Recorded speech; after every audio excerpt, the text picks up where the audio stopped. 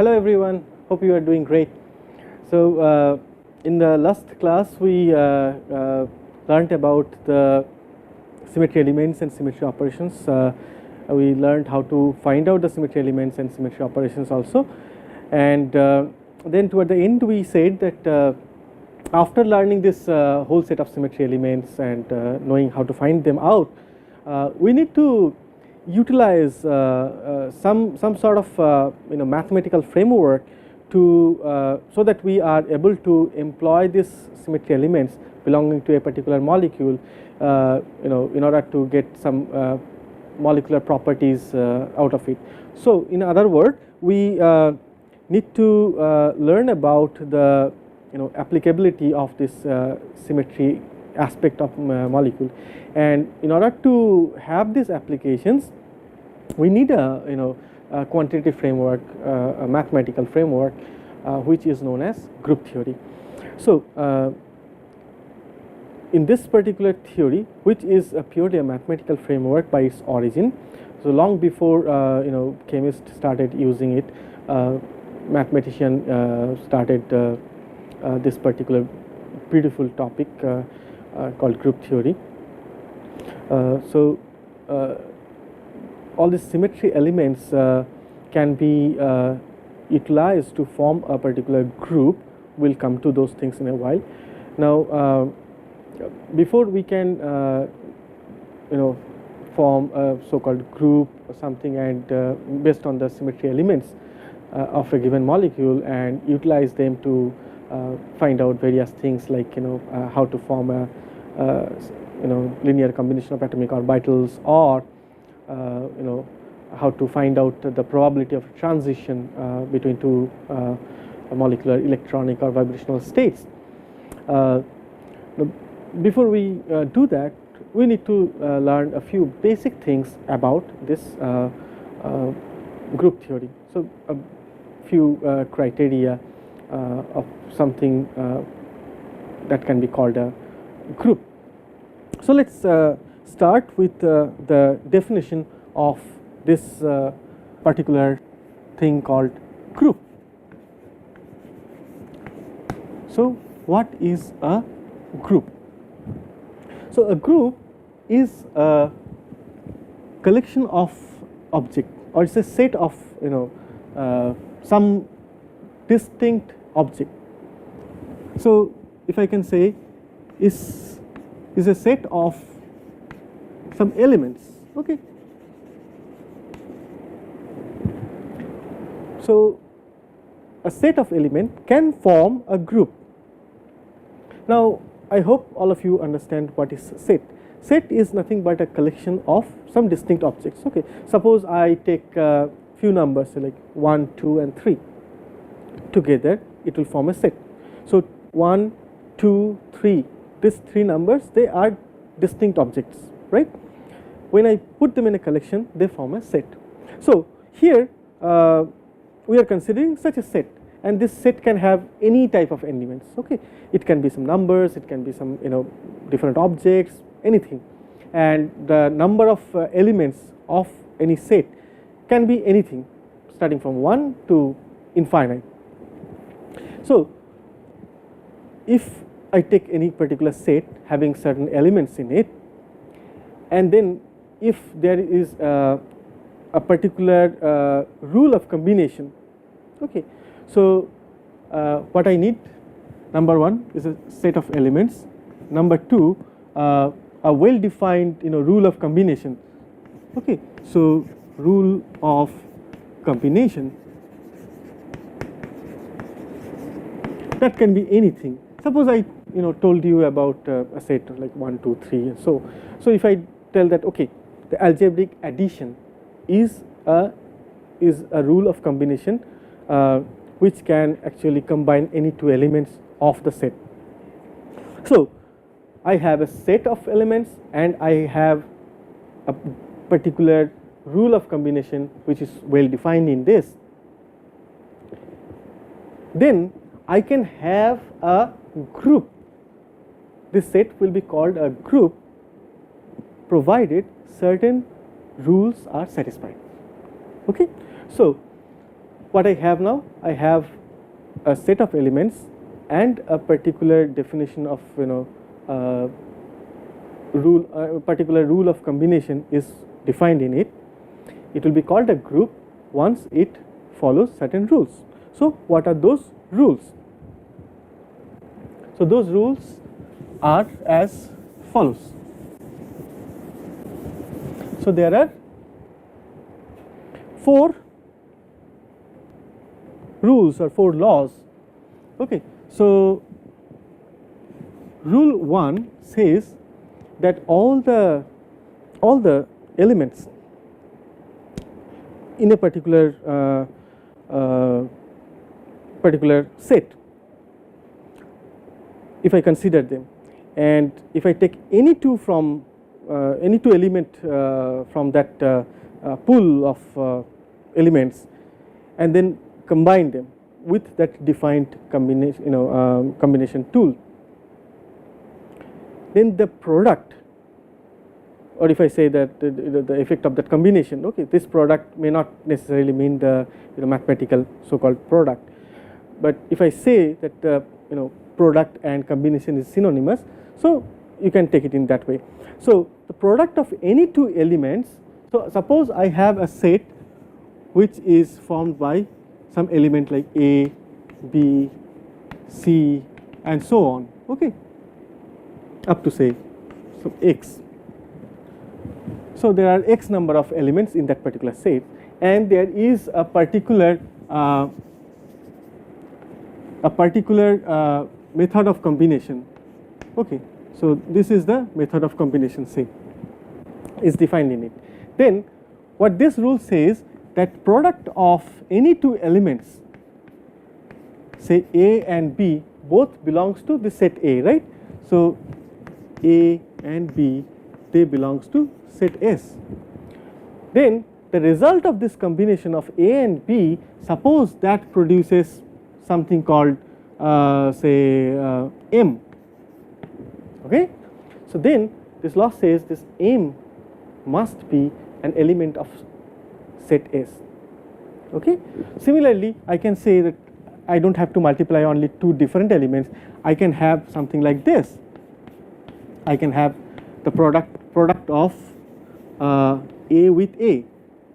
Okay, so in other words, the square of any given element, say if that is n, then n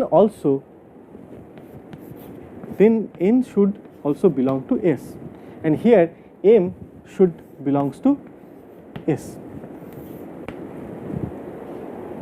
Then I will call this set as closed set.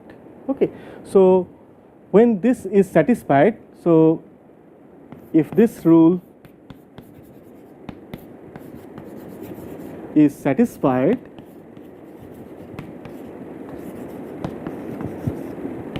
we will call this set as closed.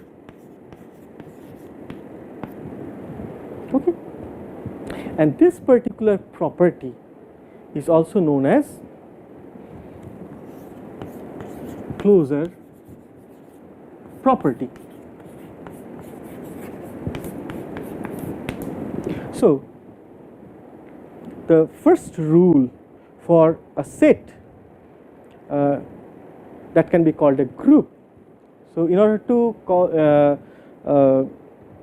call a set a group, this first rule must be obeyed.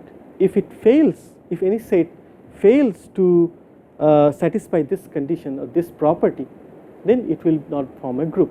Okay, so the first one is the closure property. So let's write down all of them one by one over here. So in order to form a group, it must satisfy closure property.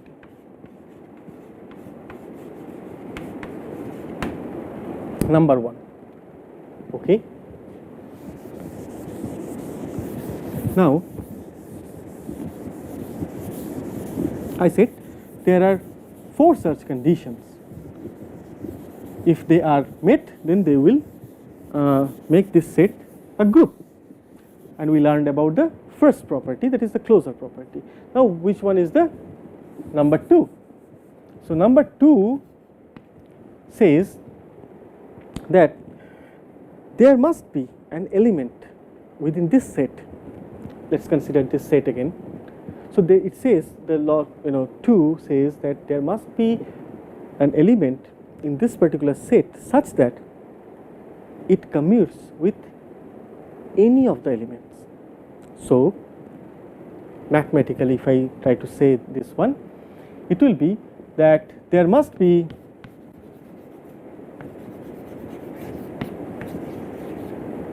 an element E belonging to this group S such that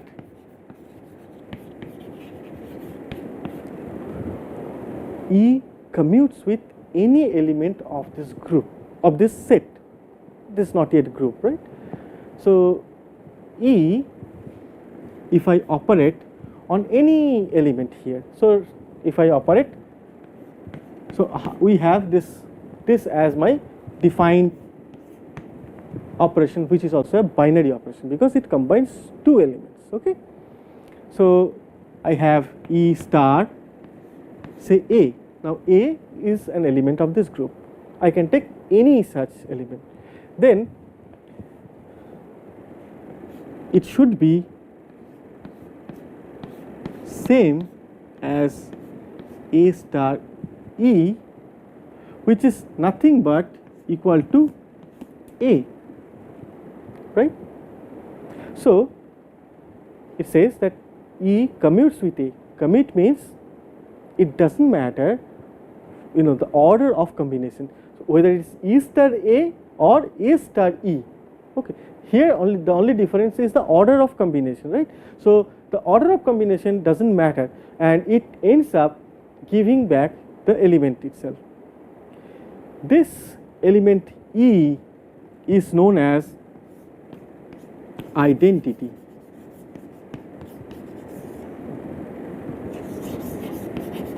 element in that particular set.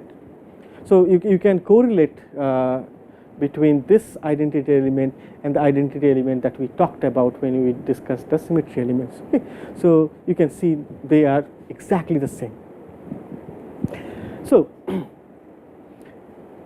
according to rule 2,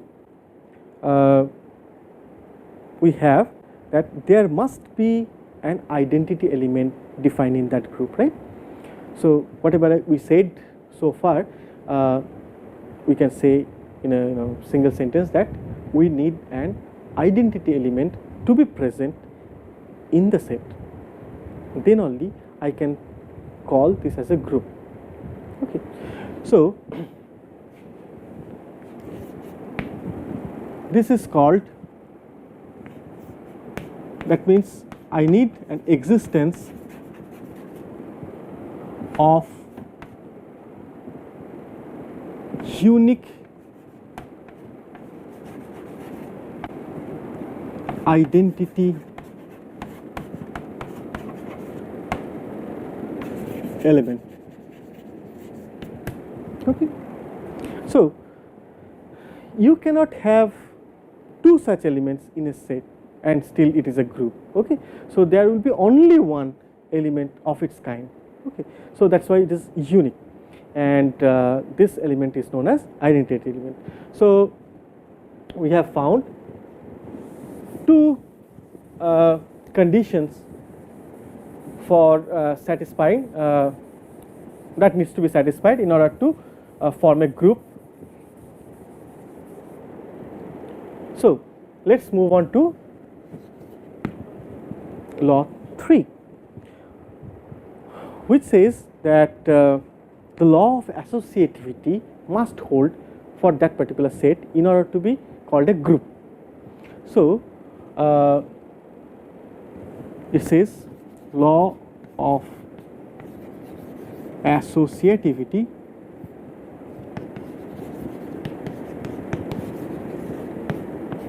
must hold.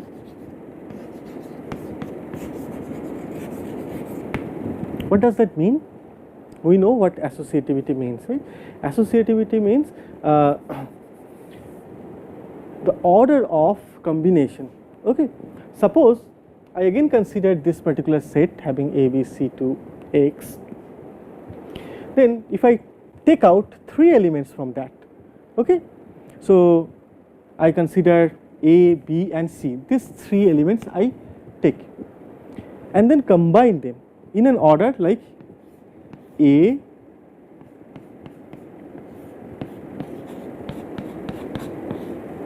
in this way. Now if I change this order of combination in such a way that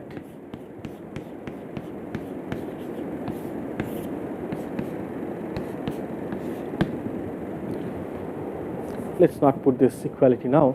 Now this and this, what is the difference? The difference is here, this bracket is making all the difference.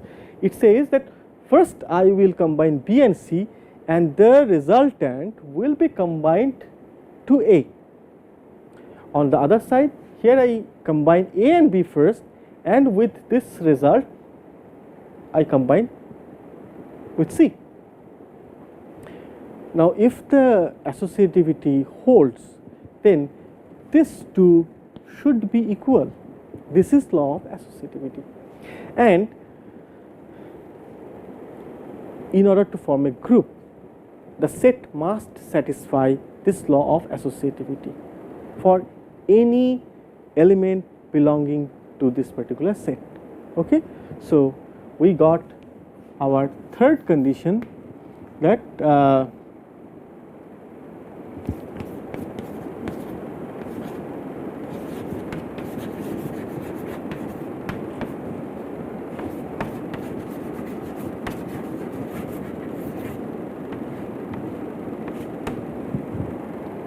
set must have associative property. And then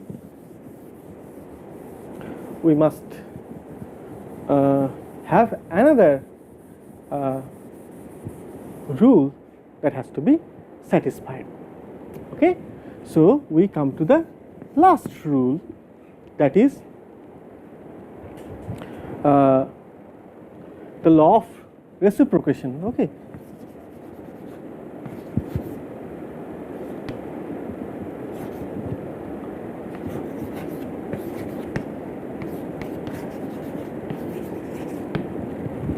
law of reciprocal, or we can say law of reciprocation.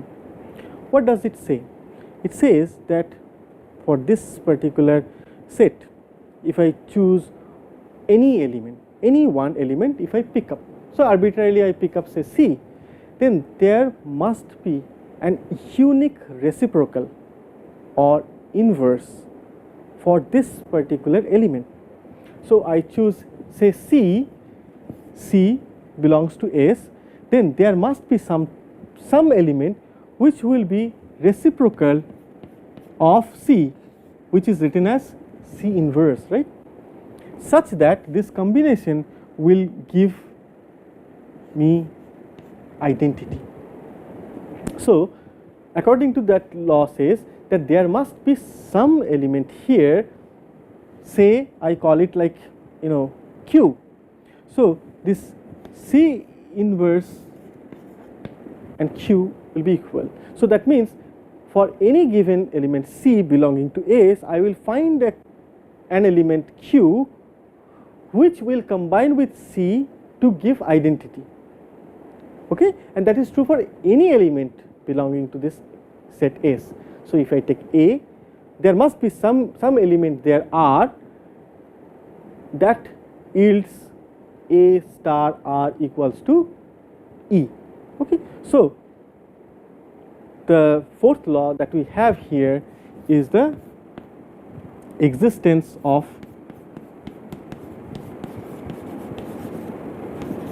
unique inverse.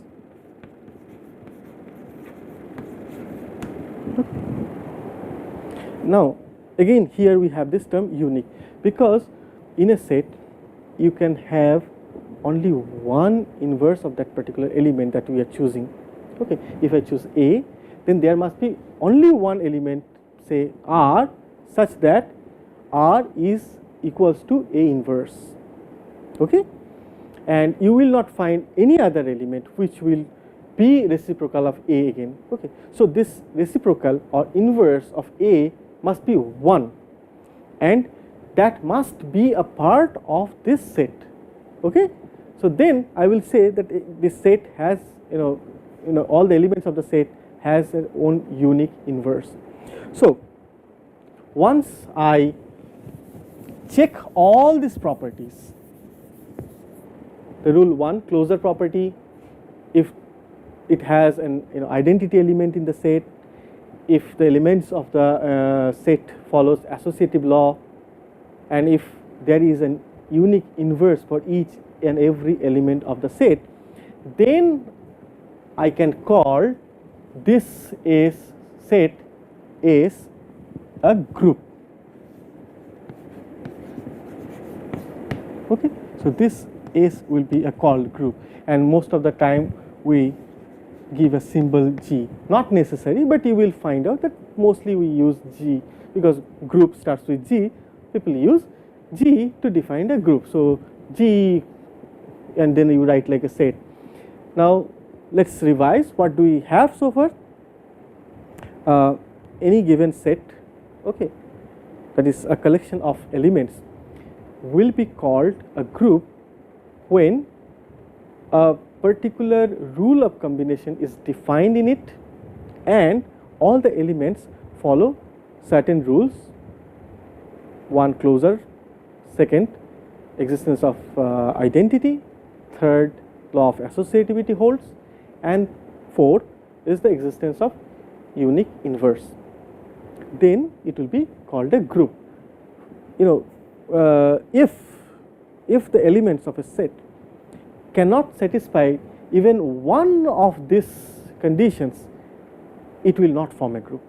Okay, so that has to be verified all the time whenever we are trying to find out if a set can form a group.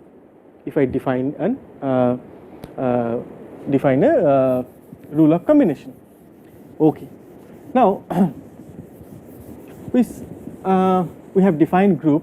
Now at this point I will mention an additional point about the group. A group will definitely follow all these 4 rules. Okay, they will obey all these 4 rules. Now if the elements of that set which follows all these rules and they have a well defined binary operation in that, additionally if it follows a rule, as I am going to show you, which is known as commutativity. So additionally, if the elements which follows all these rules, if they follow rule of commutativity or rule of commutation, then if this holds, okay, if holds good, then obviously that will be group because they have already satisfied all the condition for being called a group. Now additionally they are following this particular condition of commutativity, which means for any 2 element A and B belonging to a particular group, if A star B equals to B star A, that means A and B commutes, right?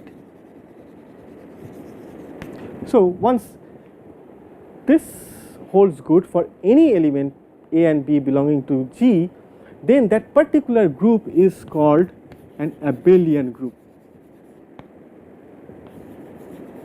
Okay, so this is another very important type of group that we will come across. They have some unique properties and all. So we have learned so far how to define a group. Okay, and also we learned that okay, there is a special kind of group which is known as abelian group, where apart from all these 4 properties, an additional property of commutation also hold good. They are called abelian group. Now let's take some actual example, okay, and then try to find out if we really understand this topic, okay. So let's define a set. Let's define a set S which contains all the rational numbers, okay. So which is a set by rational numbers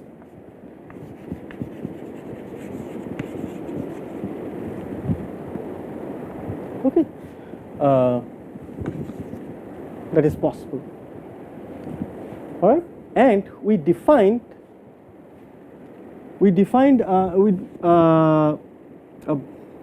say an algebraic multiplication, okay, as my rule of combination. Now, is this set going to form a group under this binary operation, which is multiplication? That's the question. Let's try out. So in the set of rational number, I have everything, right? I have infinity here, I can have 1 upon infinity, okay. So all the numbers are there. So now I first check if there is a defined operation. That I already said yes. So okay, multiplication is my operation. Now first thing is the closure property.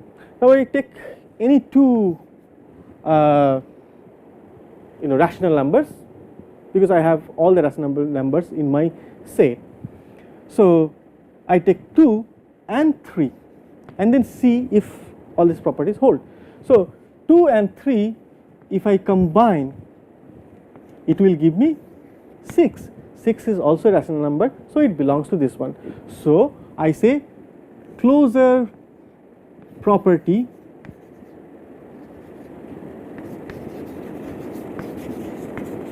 it is satisfied,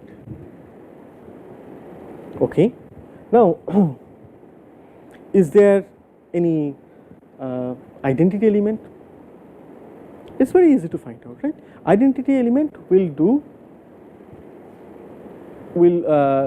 not change that element with which it is being combined, right? And it will commute with that. So if I take any element, say I again take 3, can I have something, say, can I have something, I am putting it under a quote, I am not writing what is it, such that I will have 3 into this equals to 3? Answer is very obvious, right? It has to be unity. So now check with any given number. You take it 5, 5,000, anything. Multiplication with 1 will return you the same number, right? So I have 1 as the identity element. So I found my identity element. Now does it obey associative law? Let's see again. So I have 2 into 3 here, right? So let's take 2 into 3 into 4. Now if I change the order, 2 into 3 into 4, obvious answer is these two are equal. So associativity holds good, okay. So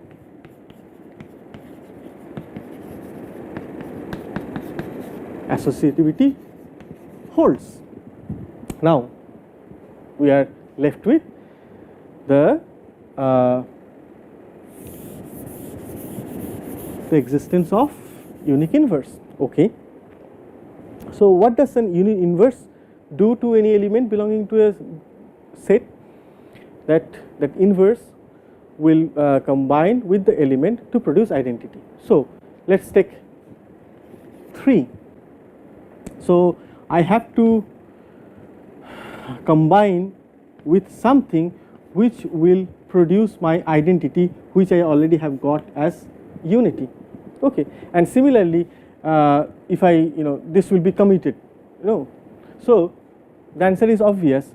I should have something like this, Okay, so I have for any given element such as 3, always I have 1 upon 3, and this combination, that is the multiplication of 3 and 1 upon 3, is going to give me unity, which is the identity element for this group. So this particular set of rational number is a group under binary operation multiplication. So this I can call it as a group under multiplication.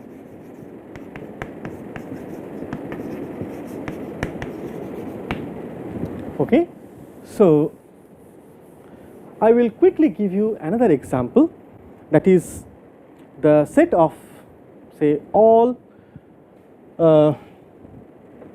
integers.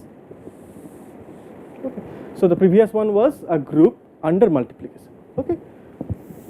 The next set I will take, say, all the integers, both positive as well as negative integers, including 0. Okay. So including 0, and I define an operation as addition. Now quickly check if the set of all positive and negative integers including 0 will form a group under the binary operation addition. First, closure property. Take any two elements, again 2 and 3. 2 plus 3 equals to 5. 3 plus 2 is equal to 5. 5 is a positive integer which is already a member of this. You take 5,000, 10,000, combine them, you get 15,000. What is that? Is an integer, belongs to this particular set. So closure property holds for this particular set under binary operation addition. Now, is there any unique identity? There is one. You can see I have the set which has all the integers which includes 0 specifically. So if you add 0 to any number, it is going to return you the same number. So it will also commute with any number, right, under addition. So 0 plus 5 equals to 5 plus 0 equals to 5. That means 0 is an identity element in this particular set when I use addition as my binary operation. Let's look at the third one, associativity property. It holds good because I have, say, I have something like minus 2 plus 3 plus 5, and then I can write minus 2 plus 3 plus 5. Both of them are going to give me 6. So associative law holds. So third point is also clear for this set under addition. Existence of unique inverse. So inverse demands that for any given element I will have another element with which if I combine my previous element, it will result in having the identity element. So if I take, say, for example, any element, say, plus 2, do I have something with which if I add this plus 2, I will get my identity. What is my identity? I got my identity as 0. So plus 2 will be adding to something which will give 0, and that something must be minus 2. So if I take, say, another example like minus 15, so I have to add with plus 15 in order to get my identity element. Now all these numbers are integers, so I have unique inverse for each and every element with in this particular set which has unique inverse. So I have set, I found out that all the conditions, closure property, unique identity, associativity, as well as the existence of unique inverse are hold good, I mean they hold good under the binary operation plus. So we can call that the set of all positive, negative integers including 0 forms a group under binary operation addition. So you should try many more such things. For example, if you remove this 0 from this set, try it out. Find out if it forms a group under addition. Does it form a group under multiplication? Or the first problem that we solved today, where we define multiplication as the binary operation, will it form a group under addition?